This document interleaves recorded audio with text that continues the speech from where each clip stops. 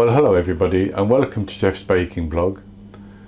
Now today I'm going to be making some cut out sugar cookies. Very often with sugar cookies you get the dough and then you roll it into a ball and flatten it slightly and bake it like that. With these ones I'm going to roll out the dough and cut out the cookies into shapes, which could then be iced if you wanted to, but I'm not going to do that. And so they're quite simple to make, but they take a little bit of time because you have to chill the dough before you can actually use it. So let's get on to the ingredients. And for the ingredients I have 450 grams of plain flour, 200 grams of caster sugar. So the plain flour, 450 grams, is about 3 cups of plain flour, sorry, 3.5 cups of plain flour. 200 grams of caster sugar is 1 cup of caster sugar. I have 1 medium egg, that would be large in the USA. I have a teaspoon of vanilla extract, and I'm also going to use for mine just about half a teaspoon of lemon extract. You could put lemon zest in, you could put almond extract in if you want. I have 1 teaspoon of baking powder and a pinch of salt, and in my large bowl here I have 225 grams of softened butter at room temperature, or butter at room temperature. So 225 to 227 grams, which would be 2 sticks of butter in the USA. So the first thing we're going to do is to cream together the butter and the sugar.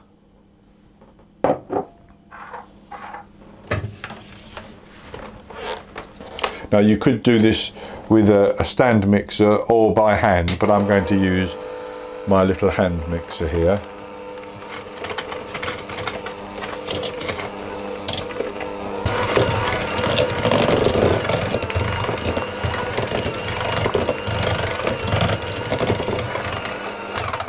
So that's quite nicely creamed together. So into that I'm going to put my egg and the vanilla extract and about half a teaspoon of lemon extract.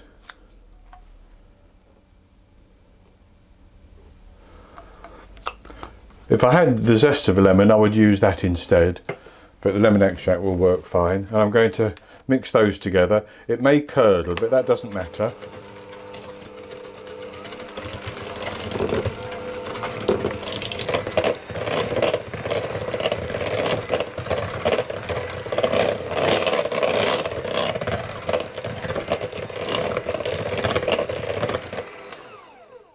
So that's the egg and the vanilla, etc. mixed in. So what I'm going to do now is I'm going to put the baking powder and the salt into my flour, and I'm just going to give that a bit of a stir around to get that combined a little bit, and then I'll pour that into the butter mixture and I'll give it another stir just like that, and then I'm going to mix that until it starts to clump together. That's all, and I'm going to do that on a slow speed.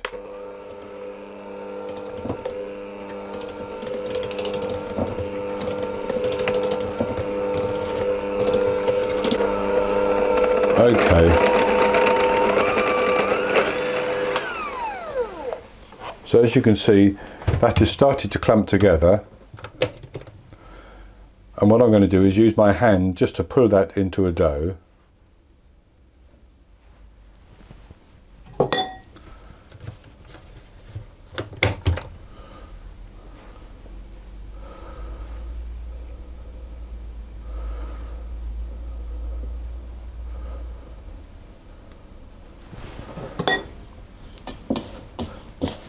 And I need to make sure I go to the bottom of the bowl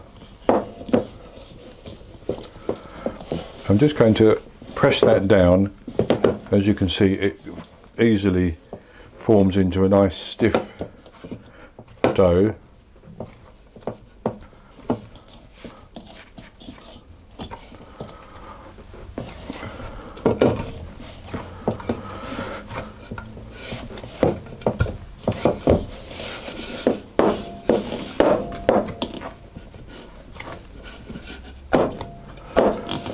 And with that like that, we just need to put that in the fridge and chill it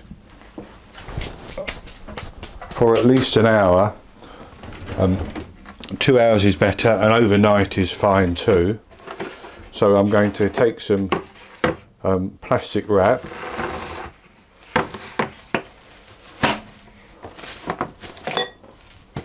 and I'm simply going to put my dough on the plastic wrap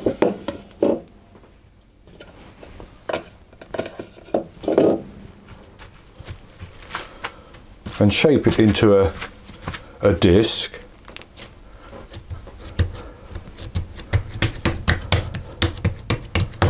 Like that.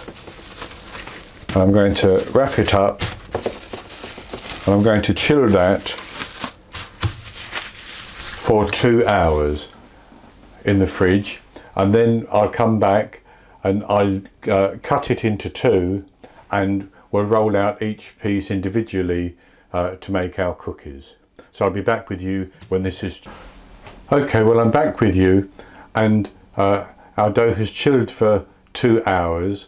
So I've cut it into two pieces, and I took this out of the fridge, and I've allowed it, because it's very firm once it goes in the fridge for that long, I've allowed it to sit at room temperature for about 10 minutes.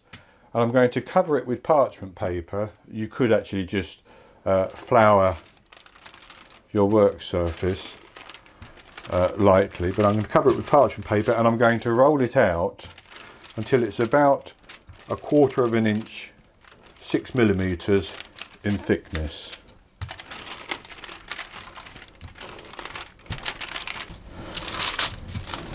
So I've rolled that out, and it's about 1/4 of an inch thick.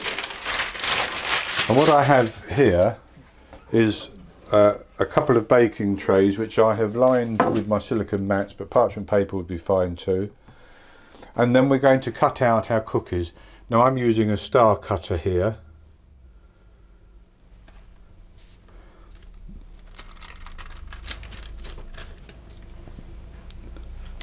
And then we can take the cookie and place it on the baking tray.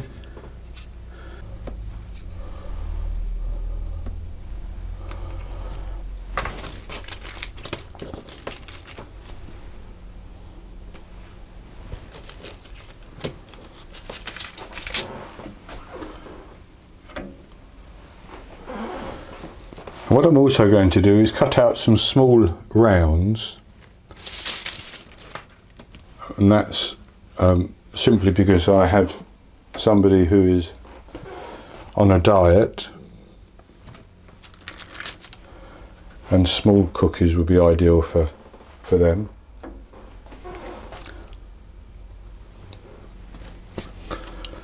But obviously any shape you want is good.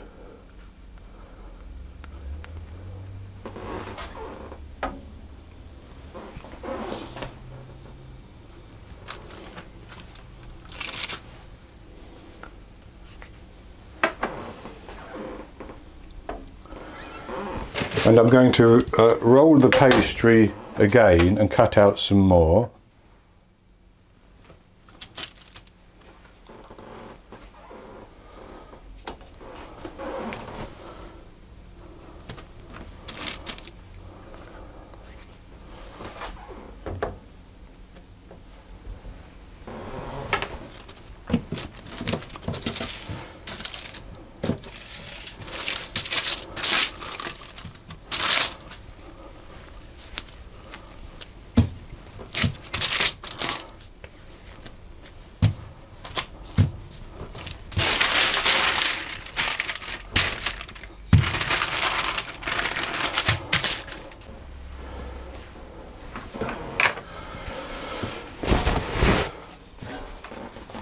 So, having rolled out our pastry, I rolled it a couple of times.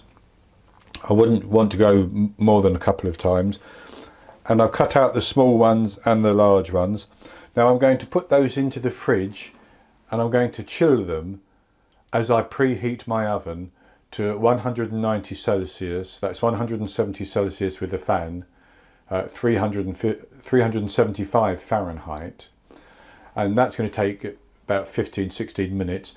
The dough will chill in the fridge while that's happening. Then I'm going to put them in the oven and I'm going to bake them for 8 to 10 minutes until the edges are just beginning to change colour. Then I take them out, let them cool for a minute or two on the silicone mat. Then I transfer them to a wire rack for them to cool down completely, and I'll come back and show you the results. Okay, well I'm back with you, and I chilled our cookie dough as I'd cut it out in the fridge while the oven preheated. Then I baked that. Now that was only half of the recipe of dough. There's another half still to do, but I baked that half for 10 minutes. I took it out, left it to cool down for a minute or two, and then I transferred the cookies onto a wire rack to cool down. Now I also sprinkled a little bit of caster sugar over the top of some of them. You can do that.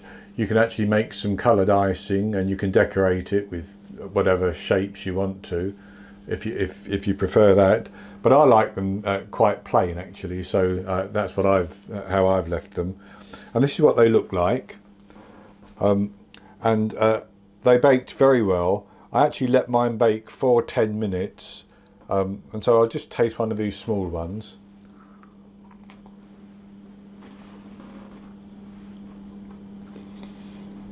You can taste the vanilla. And there's just a little hint of that lemon.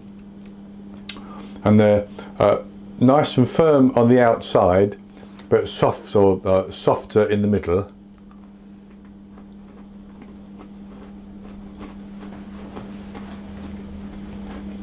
They're very good indeed.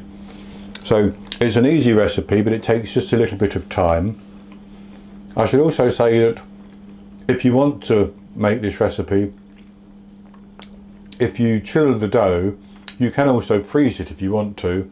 So maybe use half of it and then freeze the other half for later. And it will keep quite nicely in the freezer as well. So that's going to be it for this recipe. I hope you've enjoyed it, and if you have, please give me the thumbs up below the video and click to subscribe to my YouTube channel.